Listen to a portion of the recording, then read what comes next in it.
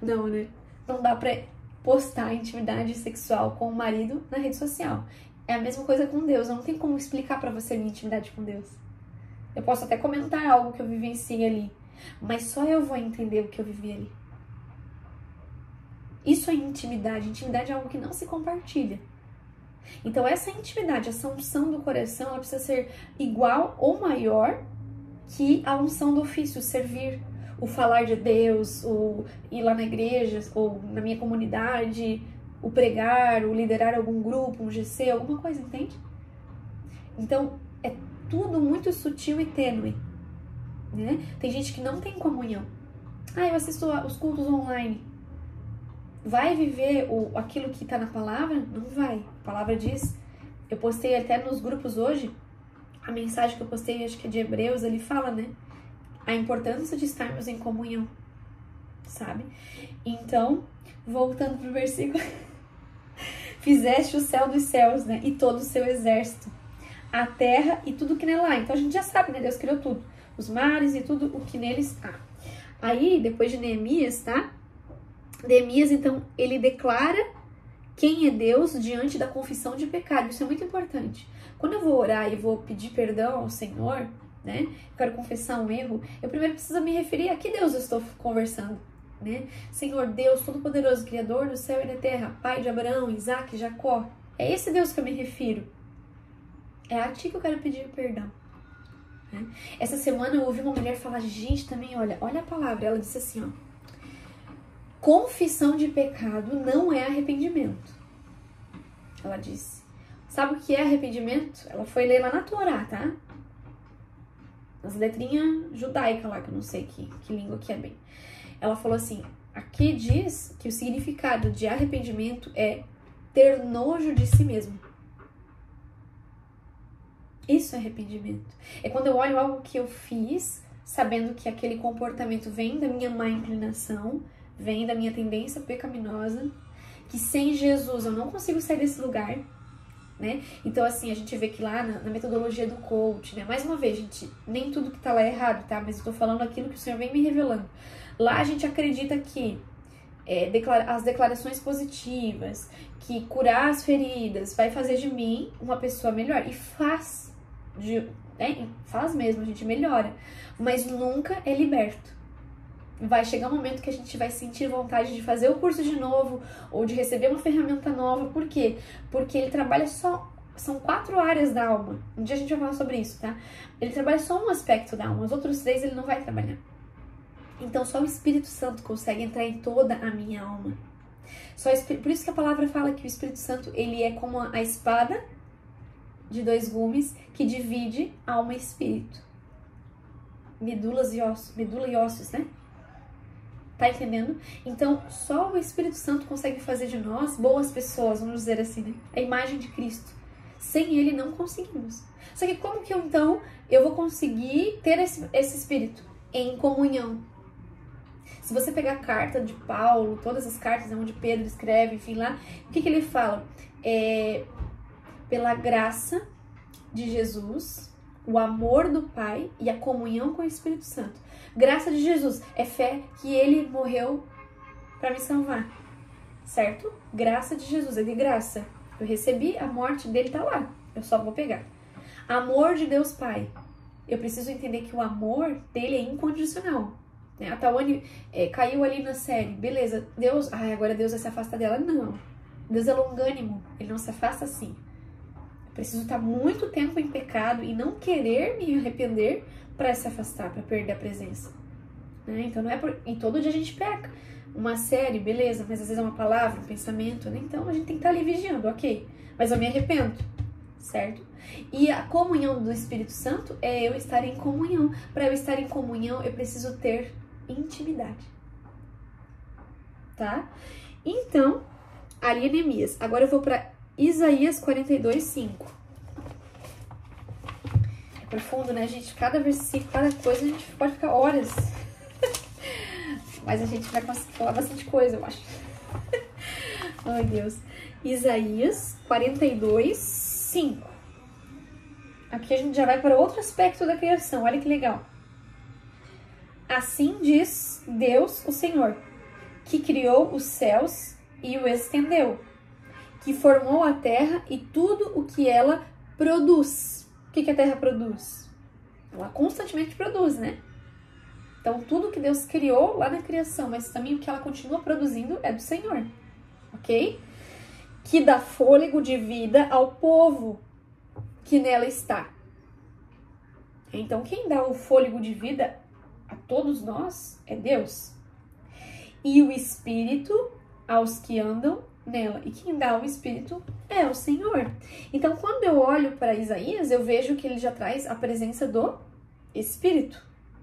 Esse Espírito aqui não é o Espírito Santo, pode ver porque é Espírito com a letra minúscula. Esse Espírito é o fôlego de vida, né? Por isso que antes ele fala, dá fôlego de vida ao povo que nela está, e o Espírito, porque com o fôlego vem o Espírito, né? Nós somos um Espírito e estamos numa casca. Isso aqui é só... tanto que a minha versão fala diferente, fala dá fôlego a cada um e vida a todos que caminham sobre a terra. Perfeito. Isso é importante, porque aí a gente vai entendendo, né? Esse Espírito é o Espírito Santo? Não. É nosso Espírito, né? Nossa vida. Então, o fôlego de vida, a vida, é o Senhor quem dá. Esses dias eu também vi uma pregação, achei muito legal, que fala assim, ó. O homem não sabe fazer filho, né? O bebezinho que tá aí não foi você que fez. É a união do óvulo com o espermatozoide. Mas a vida é o Senhor. Né?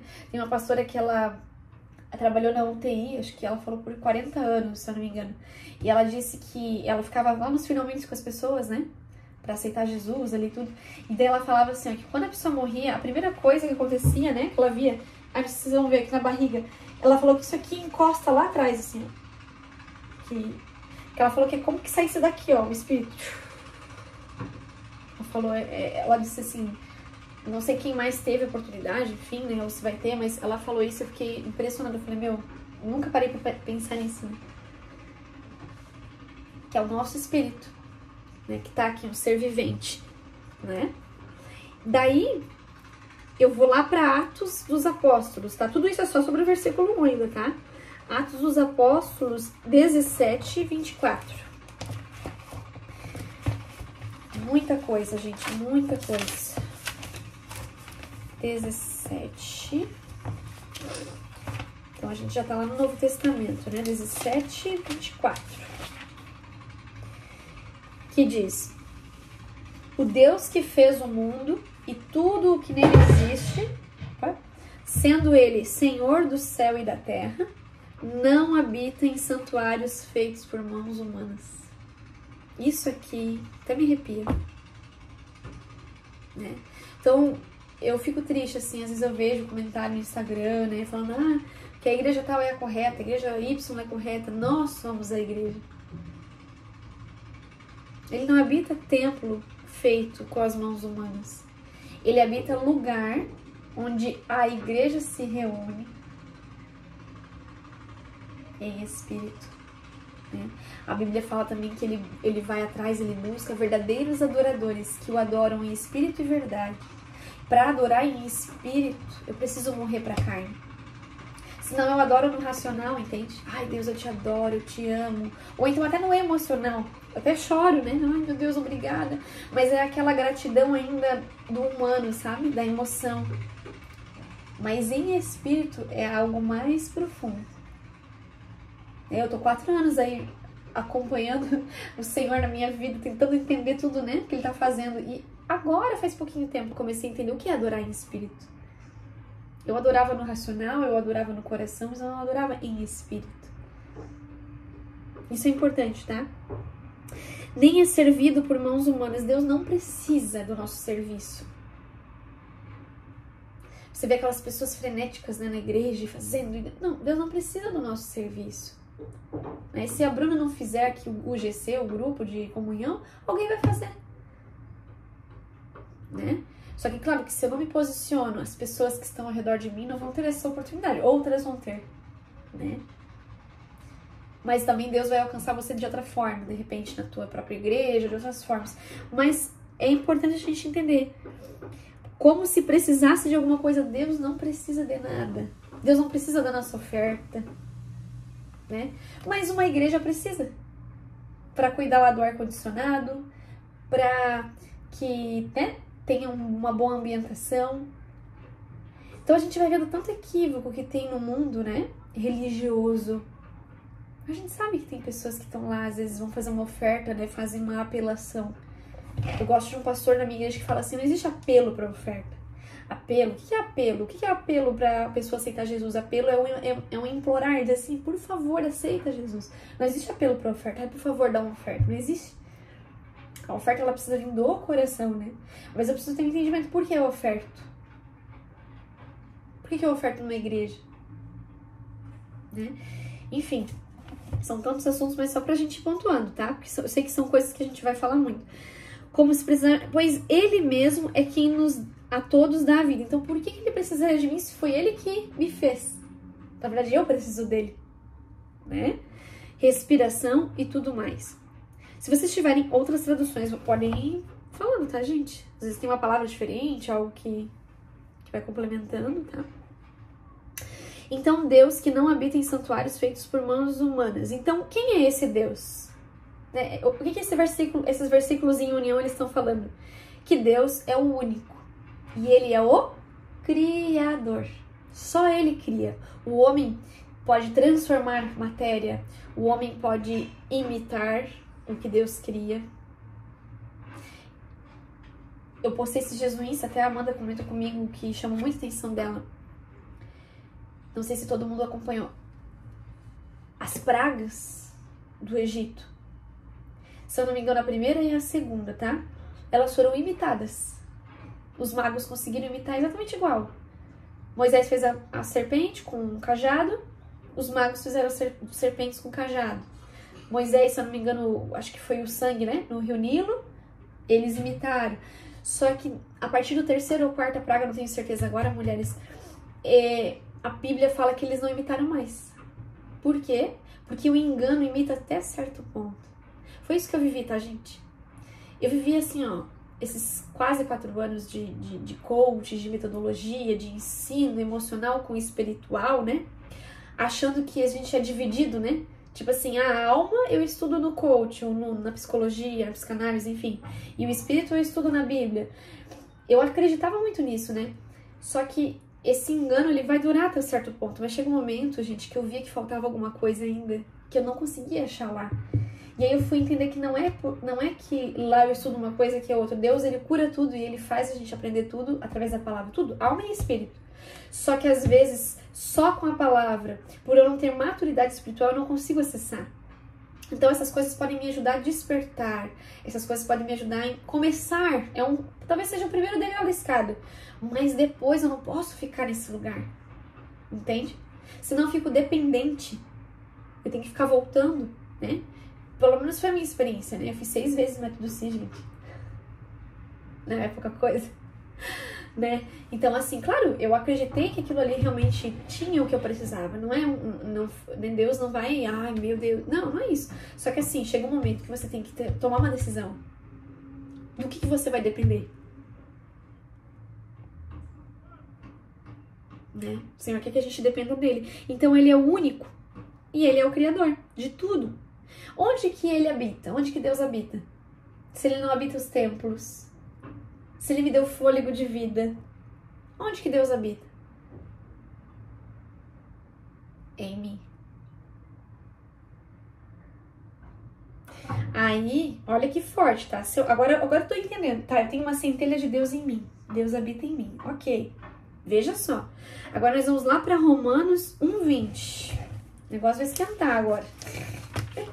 Temos 5 minutos, vai dar tempo. Romanos 1:20. Jesus. Olha que forte. Diz assim. Depois, se tiver outra tradução, me compartilhe. Ó, porque os atributos invisíveis de Deus, isto é, o seu eterno poder e a sua divindade, claramente se reconhecem. Tá dizendo aqui que eu consigo reconhecer Deus com facilidade. Não é uma coisa obscura. Ah, Deus é invisível, obscuro. Mas aqui diz que claramente se reconhece. Vamos ver. Desde a criação do mundo. Então, o mundo reflete Deus. Ele não é Deus. Tem gente que fala, Eu conheço muita gente, o universo conspira, o universo é Deus. Não, Deus não é o universo, Deus é Deus.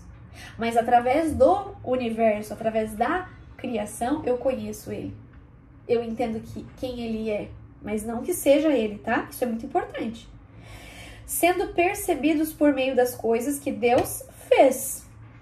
Por isso, lembre que cada advérbio, cada vírgula tem um significado, pra gente finalizar, tá?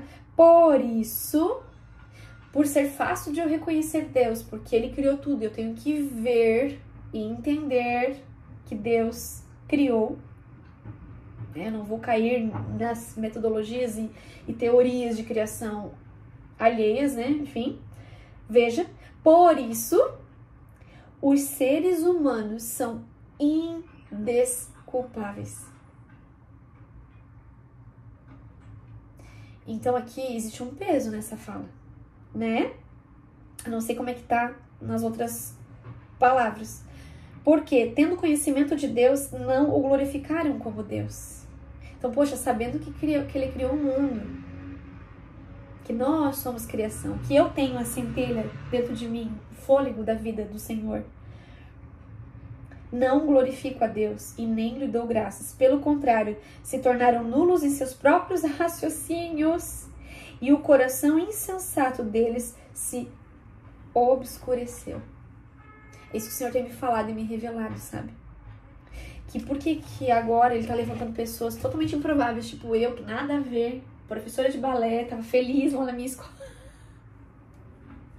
Viajava 2 vezes por ano, tinha minha casinha, tinha meus carrinhos, tava tudo bonitinho. Por que essa reviravolta na minha vida? Porque Ele precisa, não Ele precisa não, né? Nós precisamos, mas o mundo precisa que a gente fale a verdade. Que pare de pregar um evangelho de prosperidade. Que eu tenho que ser grata, porque sendo grata eu vou conseguir as coisas na minha vida. Não. Sendo grata eu glorifico a Deus. Sendo grata eu reconheço Ele como meu Senhor e Salvador. Sendo grata eu reconheço Ele como meu Criador. Sendo grata eu reconheço que eu tenho uma centelha de Deus em mim. E agora eu sou indesculpável. Então, 2 versículos entregam tudo isso. Mas tem muito mais, tá, gente? Assim, eu sei que vocês vão pedir pro Espírito Santo também, a gente vai orar aqui, né, pra gente fechar o momento. Vamos pedir pro Espírito Santo também